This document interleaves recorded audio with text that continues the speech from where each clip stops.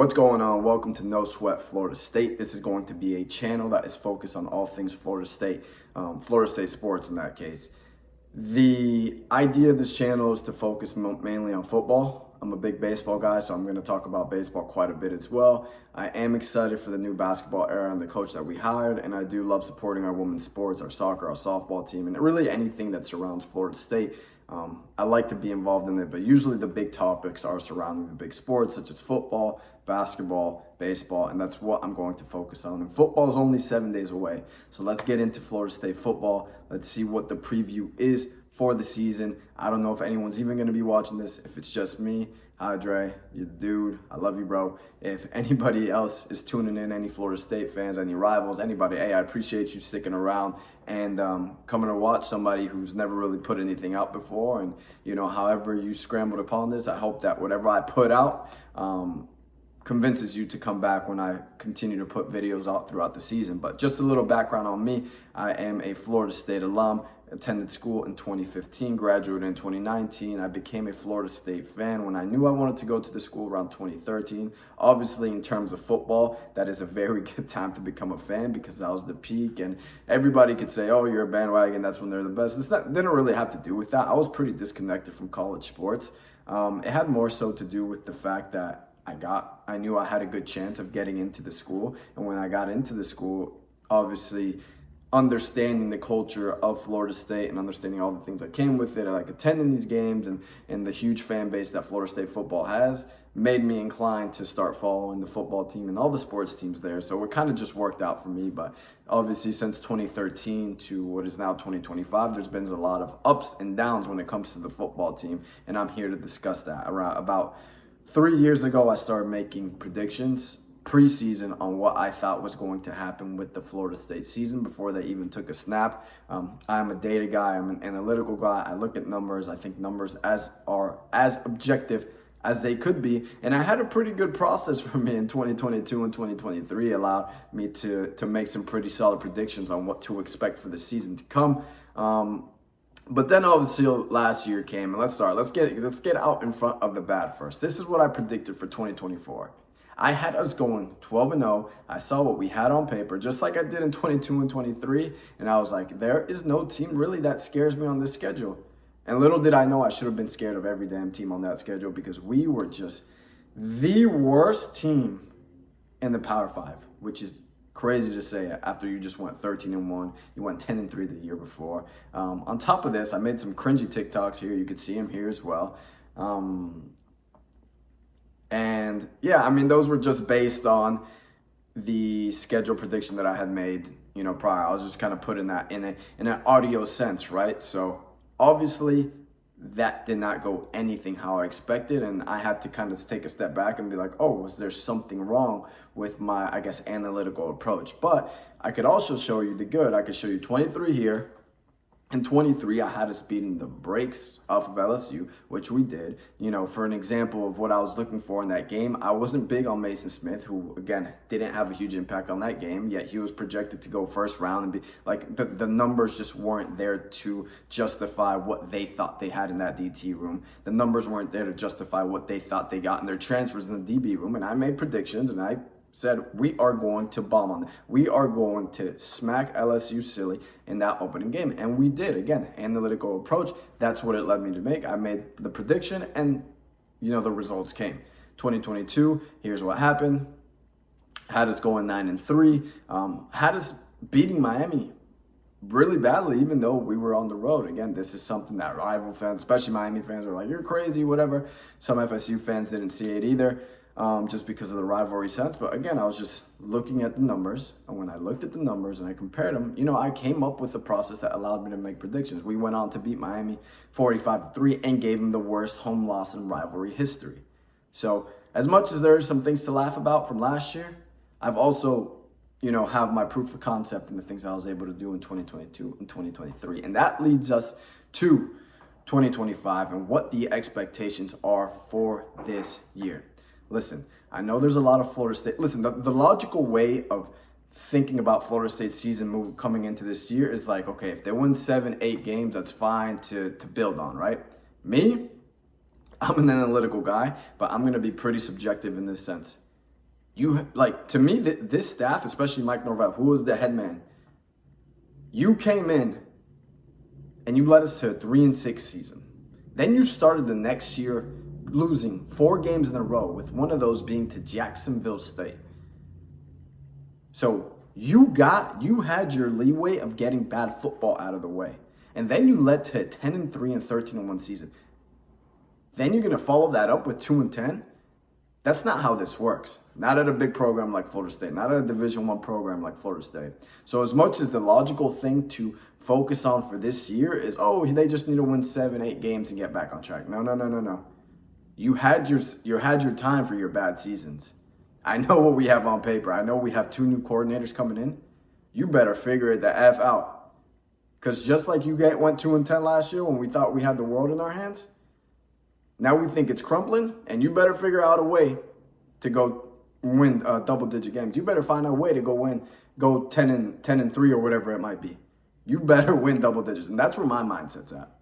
Is it logical? Does it align with the stats? I'll talk about the stats now in a second. My analytical approach, I'll talk about that now. But just from a disconnected, just casual fan point of view, I promise, if we go 7-5, 8-4, 9-3, whatever, I'll be understanding of it. But to me, the only thing that Mike Norvell can do in this year to make up for me as a Florida State fan and alum is he better go out and win double-digit games.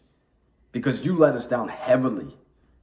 You let us down heavily when we thought we had it all.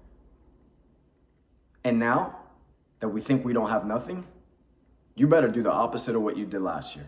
That's just my perspective. I'm not going to do any week 1 analysis here on this first video. This is just a preview of Florida State, my expectations, what I think. And now, when I put my bias aside, because I know 2024 is in the past.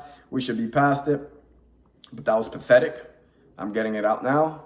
My expectations are going to be unrealistic because what happened last year was unrealistic. Now let's move on to the actual statistics and what it says that we have on paper. Florida State is a team that we have 2 new coordinators. Gus Malzahn, as much as I think the hire seems underwhelming, I really think that if we're going to go out and hire an offensive coordinator, he was probably the best option. I know, can't remember, Marion, who went to Sacramento State as the head coach, was probably the next best option, but he went and he took a head coaching job. After him, all the other names that were thrown around, they weren't great, And I don't like what Gus did at UCF and what he did with that offense. He took over a top 10 offense, and then they ended up being around 30 to 50 throughout all his years there at UCF. There were about 4 years, and he kind of tanked that offense. They did go to the Big 12, competition raised, and that's another discussion, but I just wasn't a fan of what he did. But then you look at the league overall, and you look at a lot of these play-calling offensive head coaches, and there actually has been a struggle throughout the whole league. Look at guys like Lincoln Riley. Look at guys like Mike Norvell. Outside of the Jordan Travis years, Mike really struggled when we had James Blackman. Really struggled when he tried to go with Mackenzie Milton. Obviously, really struggled last year. You look at offensive play-calling head coaches, and it seems like it has become more difficult year over year for them to be effective in the game. You look at a guy like Ryan Day. He went out and hired Chip Kelly. Guess what? That was something that helped them get over the edge. So Gus, I'm not sold on what he did at UCF, but I do think that there's a different level of concentration, I guess might be the right word, that might play into him only being an offensive coordinator now, and those being his only responsibilities. He doesn't have head coaching responsibilities. He's only an offensive coordinator, so maybe it plays to his benefit. I'm not going to sit here and be delusional and think that this is 2012 when he had Cam Newton. He was the OC, and they went on to win a national championship, and he led the best offense in the nation. I'm not going to sit here and be delusional and think that he's going to turn a DB into a quarterback. That was a decade ago, more than a decade ago. College football has changed from then to now. I don't think that he's going to turn Thomas Castellanos into something that he's not. Okay? To think, I've seen this comment made multiple times about what Malzahn has done in the past, what he did as an OC. That was decades ago. If you are expecting that, listen, it would be great, but at the end of the day, I think it's unrealistic and we really don't know. Let's just hope that it was significantly better than last year, because last year was pathetic. And I'm not going to sit here and say that I don't think he's a great offensive mind. He is. But again, just my main point is that it's been a very long time since he had those really successful offenses, and the question's still out on him. When we go to the defensive side of the ball, I love Tony White. I was so glad that that ended up being our defensive coach hire. But again, this is his first year. He's bringing in a new system. Is the personnel that we have going to be able to, fit the scheme that he runs immediately? We don't know. So there's a lot of questions from a coordinator side for Florida State. I think that we have one coordinator, Tony White, who's been proven at the highest level over the past few years, and I love him, and I think he could figure it out. Gus Malzahn, he's proven it in the past. The word is still out on him. Now, when we look at our positions, quarterback, we look at Tommy Castellanos. Yes, he is a dual threat. I think in order to be successful in college football these days, you need to have a dual threat quarterback, and he brings that. The questions with Tommy is, in 2023, he was an electric runner, super effective running the ball, but struggled passing it. Last year, even though he got benched, he started passing the ball a bit better. So it's like, are we going to be able to combine the two? I don't know. This is a mistake that I made last year when I was looking at DJU. I saw some of his years at Oregon State, some of the things at Clemson. I was thinking Mike Norvell is an offensive guru. He's going to be able to bring the best out of him, and he didn't. So I'm approaching this year in a way where, like, you are what you've shown, and I don't think we're going to know what Florida State really has until about game 4 of the season.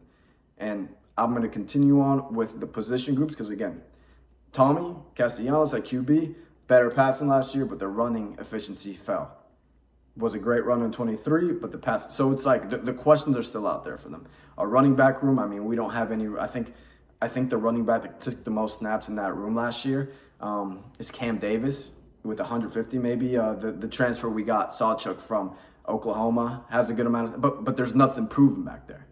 So questions out at quarterback, questions out at running back. At wide receiver, I love Deuce. I think Deuce played around 300, 400 snaps, which is a good amount of snaps, but still a little bit more for me to wait in a little bit. There's a little bit out there that I'm still waiting to see on Deuce, but I think his upside, I think he could be very clearly our wide receiver 1, which I don't think we had that going into last year.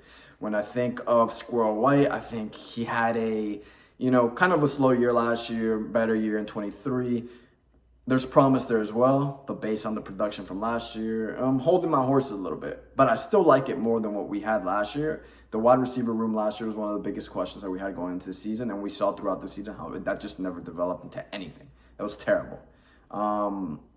Look at our tight end room. I think the young guys, Landon Thomas, Mari Williams, have shown some promise. A lot of people were mad about Douglas being back and him threatening to hit the transfer portal. But listen, at the end of the day, our offensive line was so bad last year. You put Marcuston on the line, it's like having an extra blocker. So I'm fine with it. Bring him back. We need to block first.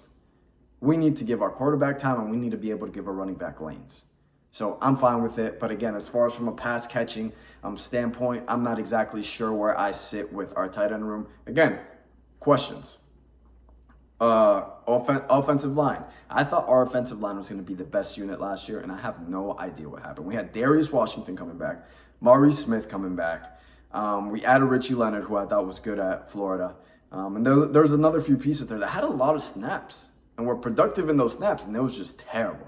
Now, when we come back and we look at our offensive line this year, I think Michael Pettis is the best product at tackle that we've had in a long time. Just from a production standpoint and just like physical force standpoint. I think he's a great transfer get, and I think that if you could build around him on that offensive line, we may have something good to work with. Richie Leonard, again, I know he's coming off an injury. I think he was a huge loss for us. I think he's going to be fine at guard. I did like Medley, who they brought in from UCF. Pettibon, I really like from Wake Forest. And I'm not a fan of the tackle that we took from Vanderbilt. I think there's going to be a tackle position that I hope Lucas Simmons turns into something serviceable this year. But I do think our other tackle position outside of Pettis is going to be a question. But overall, the unit has good pieces to build around. And it has to be better than last year. I think it will be better than last year from the offensive standpoint. I think our offensive line and our wide receiver room are in a better position than last year's, which is a positive, right? It's a positive, but having the questions at quarterback, running back, tight end, obviously not great. Going to the defensive side of the ball, I am a big fan of Daryl Jackson. I think last year he was distracted by outside things that he won't be distracted by this year. He's a huge, physical athlete. He is productive when he's focused. I like him in that DT spot. When I look at our edges, I am a big fan of the gets that we got. Jason Jenkins, James Williams. I'm not a big fan of Diggs. I think Deontay McRae is good in the run game. But again, when it comes to our main two guys who I think are going to be James Williams and Jason Jenkins, our DE room, a lot of questions because they were productive in their limited snaps. They didn't play, I think they played over 200 snaps, but to me, it's still, the word is still out there for them.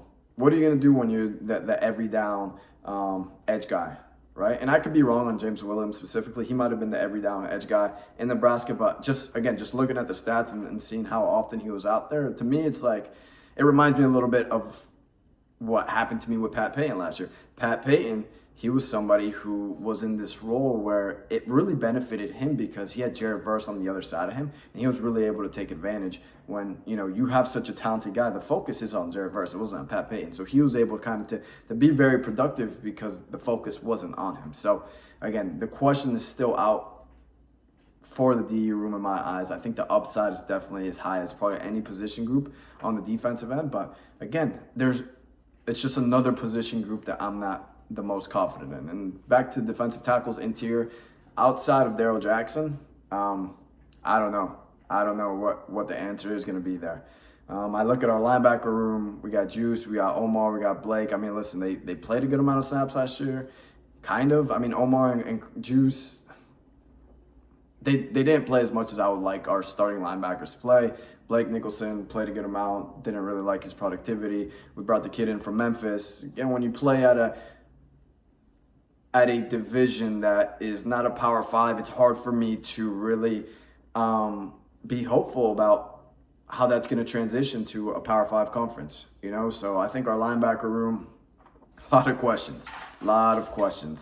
DB room, I love the kid that we got from Houston. I think he's great. I mean, he's just if I may have been mistaken, but I saw him listed as a 5'10" corner. So I don't necessarily know if you're going to be able to put him on the opposing best corner, right? And then you look at the guys who follow, like a Jabril Rawls, like, again, a lot of guys who are not proven, don't have a lot of snaps on their belt. So it's like the word is out there. Go to our safety room. Earl, I think, started playing, and I think Earl Little started transitioning to that safety position better towards the end of the year, even though I think he had a really bad year last year.